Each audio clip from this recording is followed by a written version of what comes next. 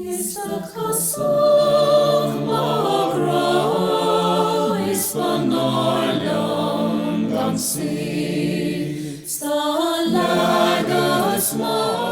1991, a landmark time in the history of Irish culture. Siamsa Theatre was officially opened by An Taoiseach Charles J. Haughey. Surrounded by the stone walls, styled on the traditional ring fort at Staig in South Kerry, the theatre was the realisation of a dream of the founding artistic director, Father Pat O'Hearn, to build a permanent home for the National Folk Theatre of Ireland. So come and join me as we relive this journey through time, from the past and into the future. The modern-day Siamsa Tíre is a testament to the work of many dedicated people whose hearts were embedded in Irish folk theatre. Siamsa Tíre had many homes prior to the building you see here today. The Old School Hall in Balloonach,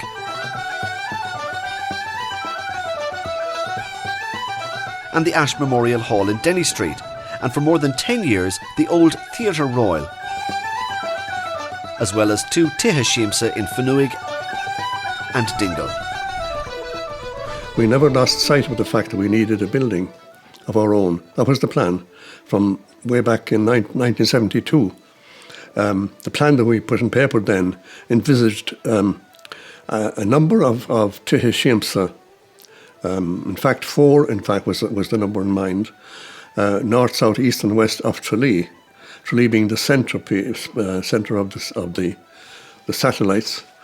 We got to build two, and then we said it's time to push for the theatre next. And so in the plan of 1972, we had the theatre in mind, new theatre. Time would be against us, of course, and the funding would be against us, but we were still ambitious to achieve it. It was the culmination of a dream that Father Pat O'Hearn had to have a permanent home for the National Folk Theatre of Ireland. It, as well as providing a venue for the stage, we wanted a place also for the company. We wanted a home, as it were. And there wasn't any prospects of the new theatre coming online at that stage.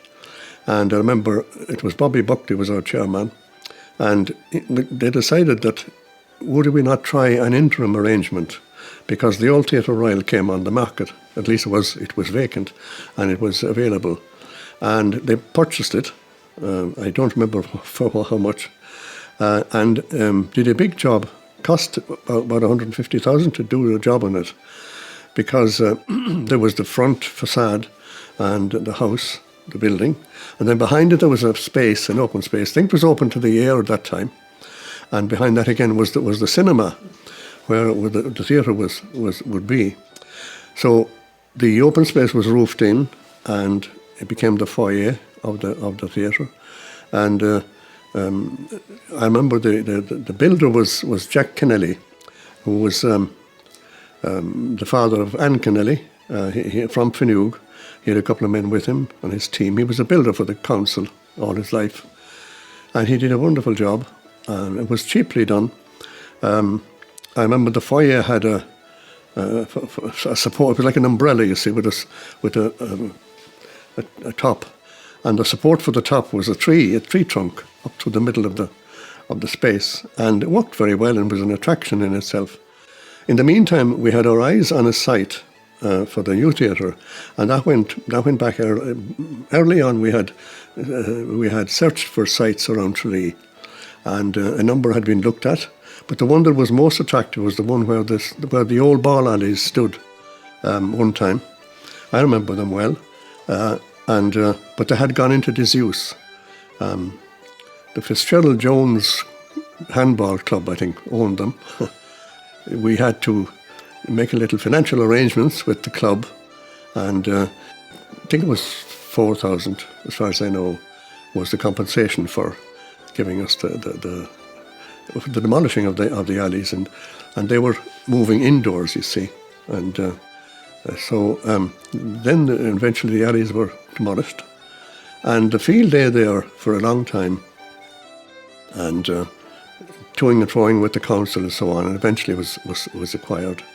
It was an open field, it seems, and luckily on the edge of the town park. And of course now, as you know, it's pretty well much this part of the town park. And then it came to coming up to the 1990s, and we were still in the old place.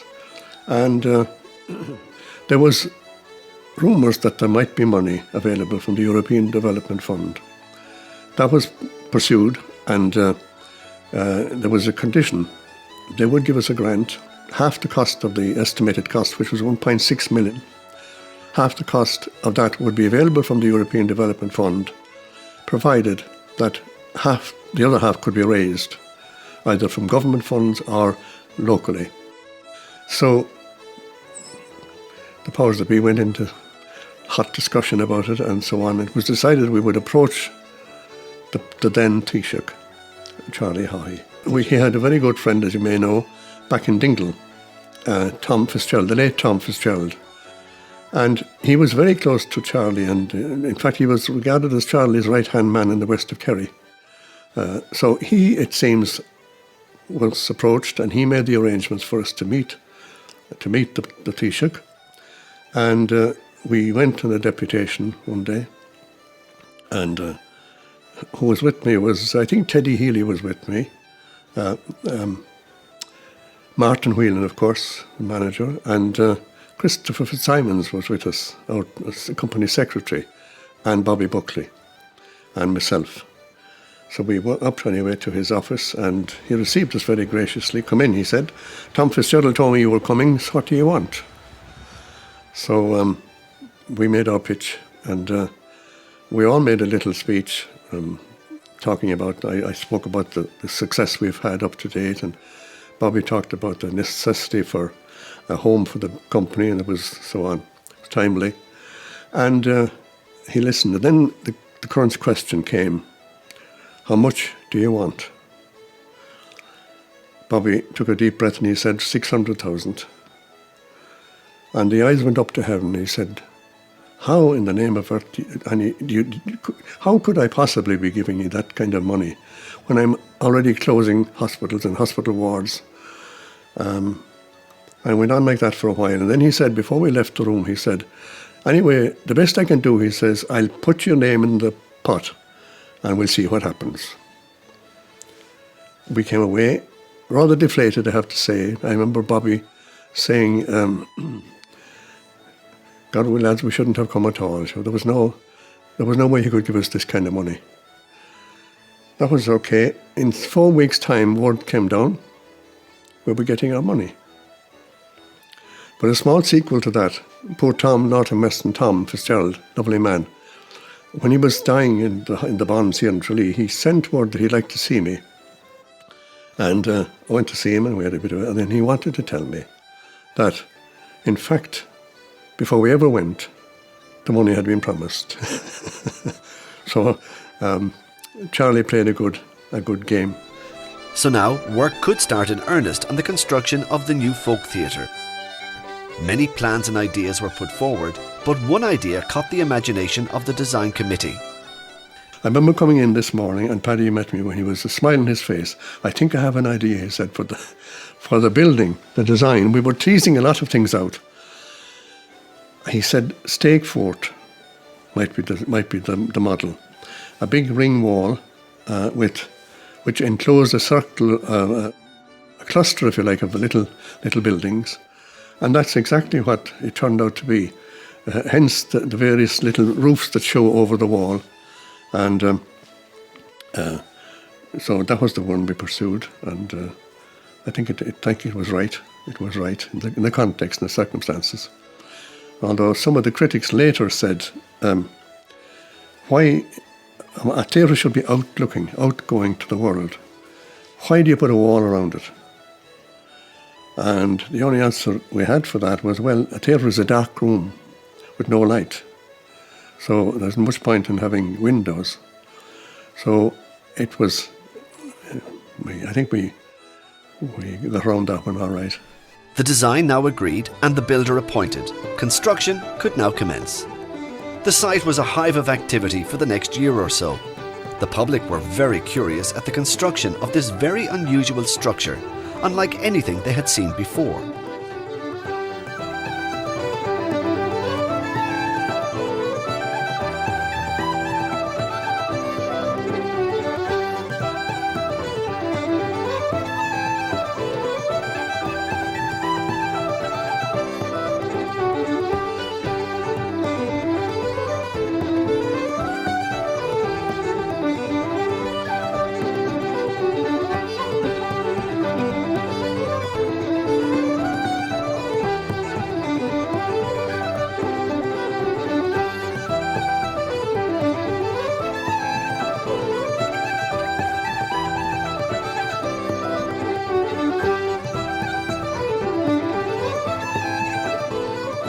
At last, the long-awaited new permanent home of Siamsa Tíre was completed, and the big day arrived in May 1991.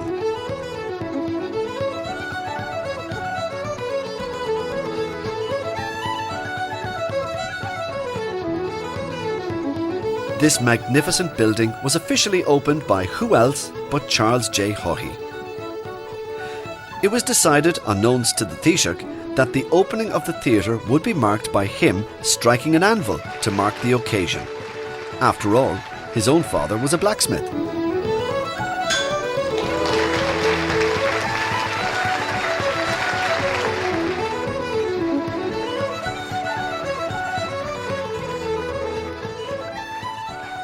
Of course, no theatre can operate without its performers. At the heart of Siamsa Tíre was a group of dedicated young people who joined Siamsa as young children and developed lifelong careers which took them to many parts of the world, promoting Ireland's folk culture internationally.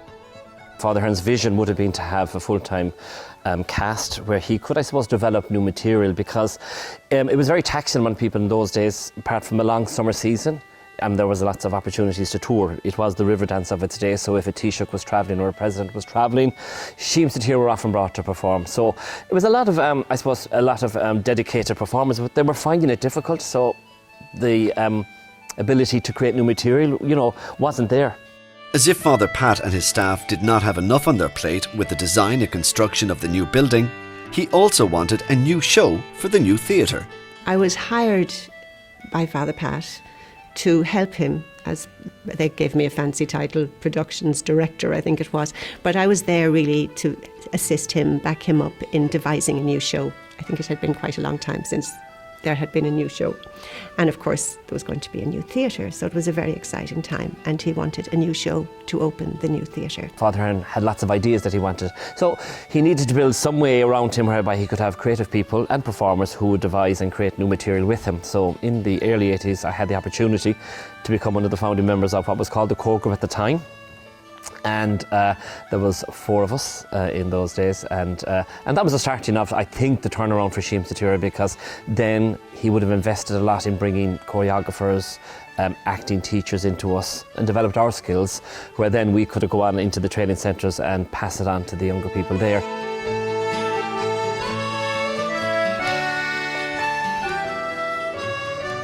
Father Pat had a very strong vision of what he wanted and where he was going. And there's no doubting, that he's a genius. He's a very brilliant man. And it was a privilege, really, to be part of this new development, the theatre itself and the show. But what was very special, really, for me, looking back, and I know I appreciated it at the time as well, was working with the people. The people were fantastic. Father Hearn would have engaged with us through the planning process, and he'd come in around to the core group and he'd throw down the drawings in front of us and we'd be looking at it, and he'd look for advice, to be honest, because obviously he had a vision of the look and all that, but the practicalities, and he'd say, where should the costume be, where should the props area be, where should, and as people who were working, I suppose, in that environment a lot and seeing other groups coming in and what their requirements were, I suppose we had something to give to that process. So it was fantastic that we had that sort of input. So we had that from an early stage, and then to just be coming over and back, because I suppose we worked near the site. So if we were working by day over in the Theatre Royal, our shop would have been Coonhan's, as we called it, and then you'd go out to the shop, but you'd inevitably come around the corner just to have a look at the foundations or the next stage and the next stage, you know what I mean? You were watching it on an hourly basis almost, watching it grow, the whole site itself. Everybody was so excited, and you see different drawings coming in, and Paddy O'Sullivan and Father Pat and Martin sitting in his office, and our little rehearsal space was behind Martin's office, and I suppose when poor Martin was tormented listening to us outside the door singing and dancing and creating different scenes, and we'd hear the whooshers and the whisper voices, and we'd peek in and see the new designs, we were all very much involved in that stage, but in the sense of looking on but not contributing. I remember the move over vividly, because it happened partly gradually, because we would have been rehearsing for the opening show in the old theatre, we'll say. Seats had gone from that because they had to be transported into the new theatre.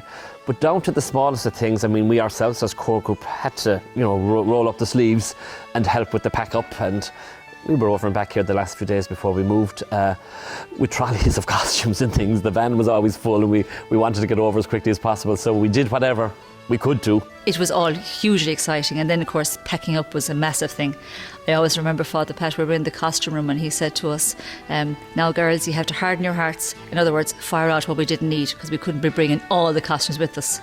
So that was really, I suppose, the hard part of it, you know, having to literally dump stuff that probably we all probably wore as a child in theatre or whatever.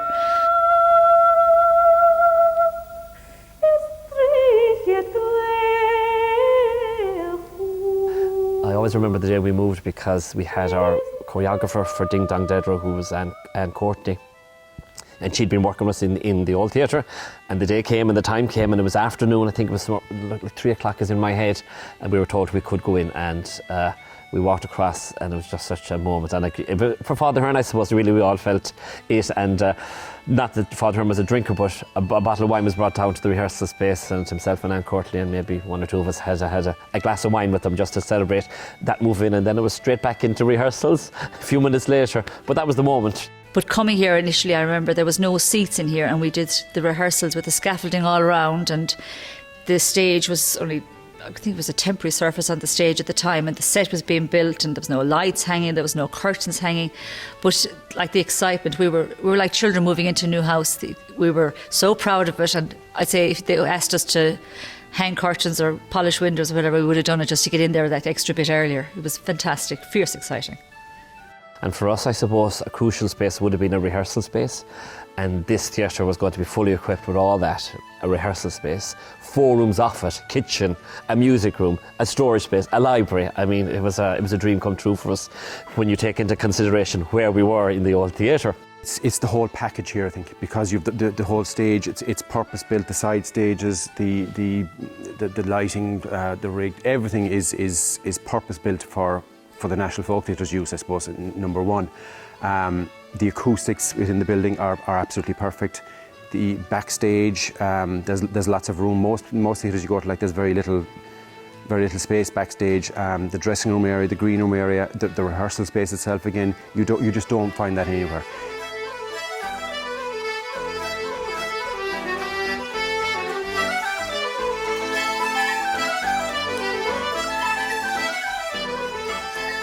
This fine building, like a Liss, like an old fort, here in the town hall with trees around it. It's now a mature building, and it still looks very well. And culturally, it has provided a nucleus for the arts in Kerry. It's a venue for music and for drama. Plays come in from all over. And the good thing about Siamsa Tíre always was that it mixed the amateur with the professional. It was just a haven for Irish literature, for Irish music, Irish dance, and everything that has distinguished the Irish nation, our dance, our music, our language. Siamsa gave all that a home and put a roof over it and a ring around it and ring-fenced it.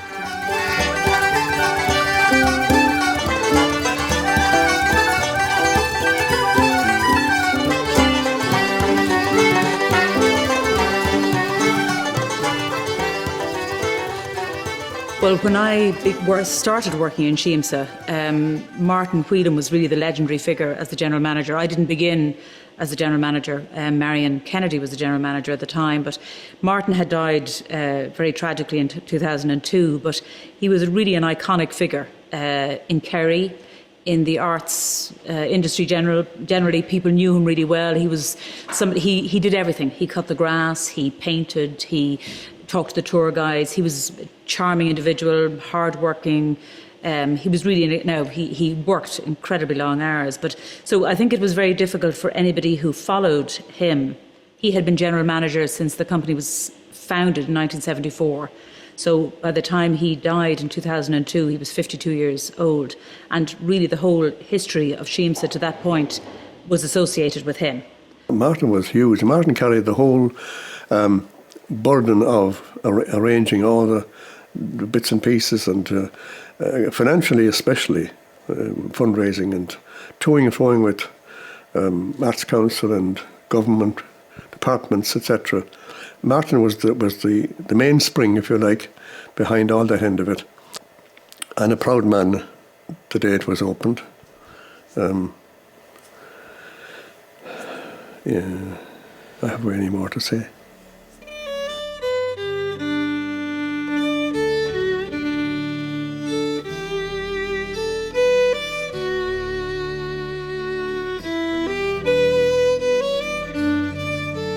Anybody who's followed on from Martin would be very conscious of that legacy. He was instrumental in making the move from Siamsa and Fanuig to the theatre on Ivy Terrace to here. So he would have been responsible for all the logistics. So it's always difficult joining an organisation in a way that has such a history that Siamsa has. And a lot of the people working here when I joined, and that's still the case, would have been associated with Siamsa since they were children. So they have memories going back to when they were 7 or 8 years of age. And that's not true of everybody. But by and large, Jimmy, who is now in his 60s, he started as a child. Geraldine, the choral mistress, started as a child, the artistic director. So, there's part of that history that you don't share with them, but then you begin to, you become sort of absorbed into the whole story. So now I probably know that story almost better than anybody else because I've had to repeat it so often.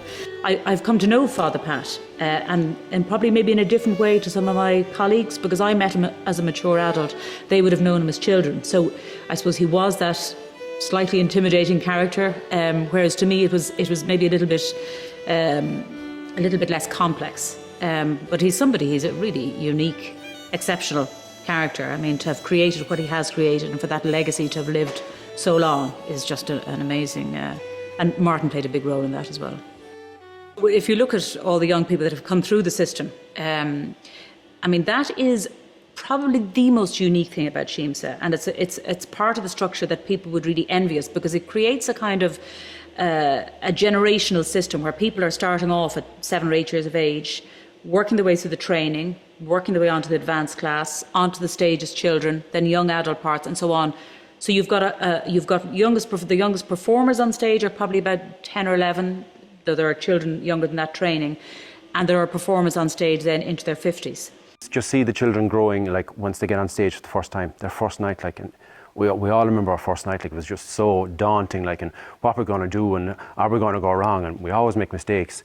But you give these kids, like, that are 7, 8 years of age, like 6 months, 12 months down the road, they're different children.